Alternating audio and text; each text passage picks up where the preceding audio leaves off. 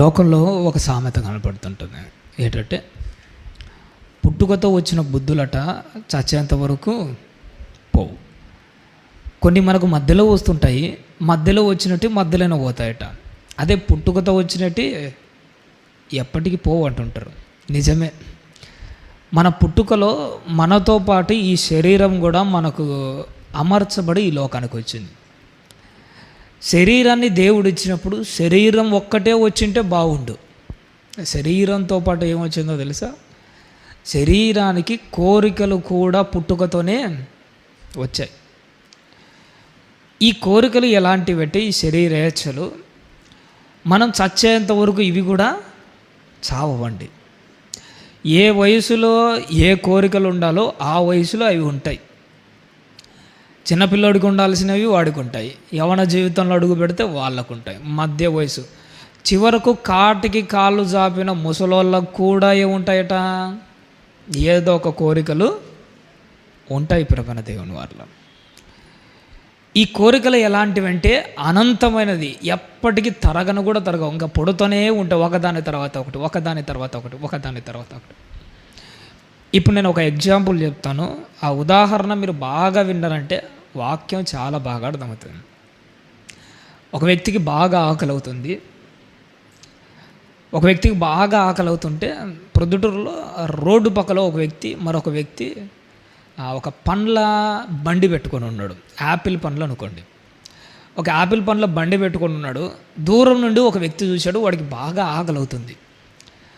వాడు వెంటనే ఏం చేశాడంటే, ఎలాగైనా కానీ వాడి ఆకలి తీర్చుకోవాలని, లేదంటే వాడి కోరిక తీర్చుకోవాలని వాడు ఏం చేశాడంటే పరిగెత్తుకుంటూ వచ్చి 2 యాపిల్ పండు చేత పట్టుకుని అక్కడి నుంచి పారిపోతున్నాడు. ఒక భాషలో చెప్పాలంటే దొంగతనం చేస్తున్నాడు. ఆ పండ్ల వ్యాపారి గమనించాడు. వెంటనే పరిగెత్తుకుంటూ వెళ్ళి వాడిని మెడ పట్టుకొని ఈడ్చుకొని మళ్ళీ బండి దగ్గరికి వచ్చాడు.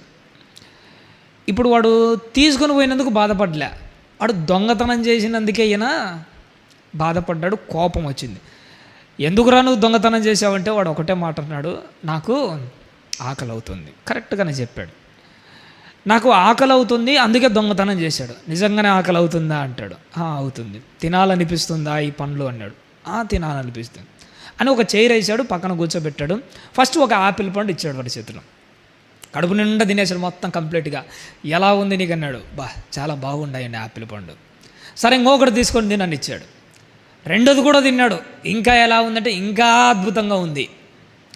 మూడోది కూడా చేతిలో పెట్టాడు. మళ్ళీ తినన్నాడు. 2 తినేసరికి వాడి పరిస్థితి ఎట్టుందో తెలుసా? ఆల్రెడీ ఆకలి ఉంటే ఆకలి తీరిపోయింది. రెండోది తినేసరికి మనకి కంప్లీట్ అయిపోయి సంతృప్తి పడిపోయాడు ఆడికి. మూడోది కూడా పెట్టేసరికి అనంగా నాకు వల్ల కావట్లే అంటే, నువ్వు ఖచ్చితంగా తినాల్సిందే. మూడోది కూడా ఇచ్చాడు. ఇంకా ఏం అనలేక మూడోది కూడా తిన్నాడు. వెంటనే 4వది కూడా తీశాడు.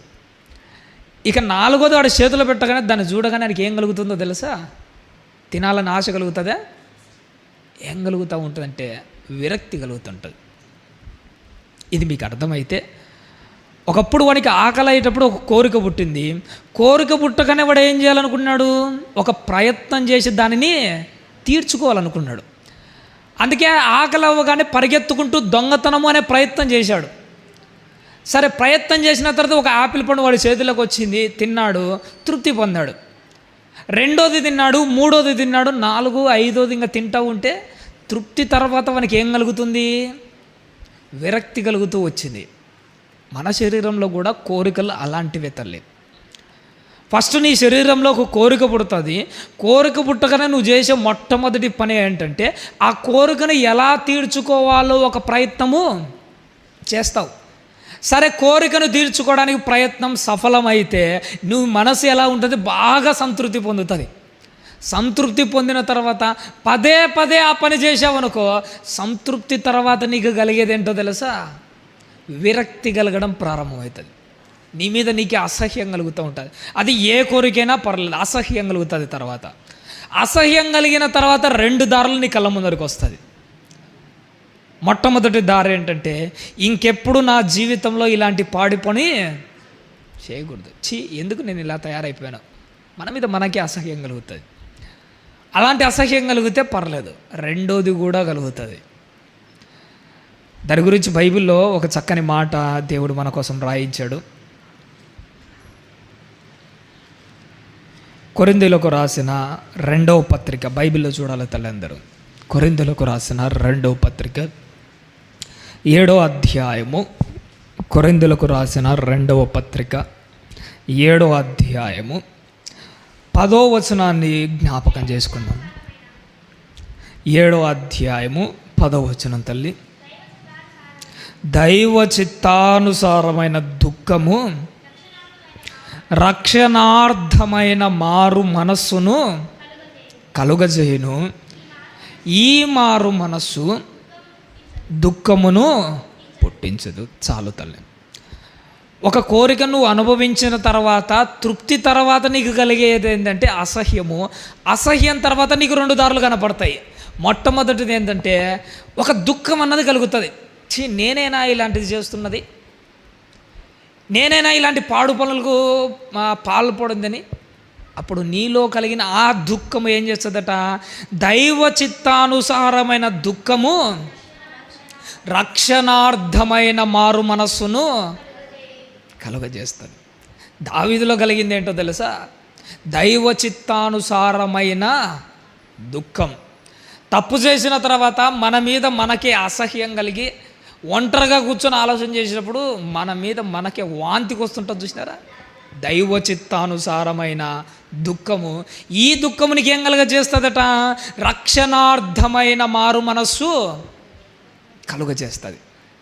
సర్వసాధారణంగా తప్పు చేసిన తర్వాత నీకు దుఃఖం కలుగుతుంది. దుఃఖము మారు మనస్సుగా మారాలే తప్ప పైశాచిక ఆనందంగా మారకూడదు. ఇది కూడా మరొకటి ఉంటుంది. ఈ మధ్యకాలంలో ఉత్తరప్రదేశ్ అనుకుంటారు, ఒక నిన్నగాక మననే న్యూస్లో వచ్చింది. ఒకటి చిన్న పిల్లడు ఉన్నాడు, వాడి వయసు 12 సంవత్సరాలు. వాళ్ళ నాన్న సెల్లులో వాడు ఏం చేశాడంటే, ఇంట్లో ఎవరు లేని టైంలో వాళ్ళ నాన్న సెల్లులో అన్ని బూతులన్నీ చూసేవాడట. బాగా దాన్ని ఏమంటారంటే మన భాషలో పార్ను ఎక్కువగా చూసేవాడట. న్యూస్లో వచ్చింది, కథ కాదు. ఎక్కువగా బూతు బొమ్మలు చూస్తాడు. వాడు వయసు 12 సంవత్సరాలే. చూసి చూసి చూసి వాడు ఏం చేశాడో తెలుసా? వాడికి ఒక చిన్న చెల్లి ఉంటుందట.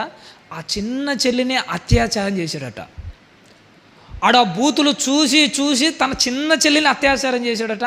ఆ అమ్మాయి బయటికి చెప్తుందన్నాడు. ఏం చేశాడో తెలుసా? గొంతు నిలిమి చంపేశాడట. విషయం ఎవరికి తెలియదు. తర్వాత ఆరాధిస్తేనే బయటకు వచ్చింది. మొట్టమొదట వాడి మనసులో ఒక కోరిక పుట్టింది. కోరిక తీర్చుకోవడానికి ఒక ప్రయత్నం చేయాలనుకున్నాడు. ఆ ప్రయత్నానికి బలిపశువుగా వాడి చెల్లెలే దొరికింది. మొత్తానికైతే కోరిక తీర్చుకున్నాడు. కోరిక తీర్చుకున్న తర్వాత వాడికి ఒక అసహ్యం కలిగింది. చేసిన తప్పు బయటపడతాడని సొంత చెల్లిని ఏం చేశాడు? చంపేశాడు. ప్రభన దేవుడు. ఒకవేళ మొట్టమొదట నీకు అసహ్యం కలిగిన తర్వాత బాధ కలిగి దావీదు మాదిరి మనసు మార్చుకుంటే బాగుంటుంది. అలా కాకుండా అపవాది 2వ దారి కూడా చూపిస్తుంది. ఈ దారిలో నువ్వు వెళ్తే నీ జీవితం ఎంత దారుణమవుతుందంటే అది దారుణమవుతుంది.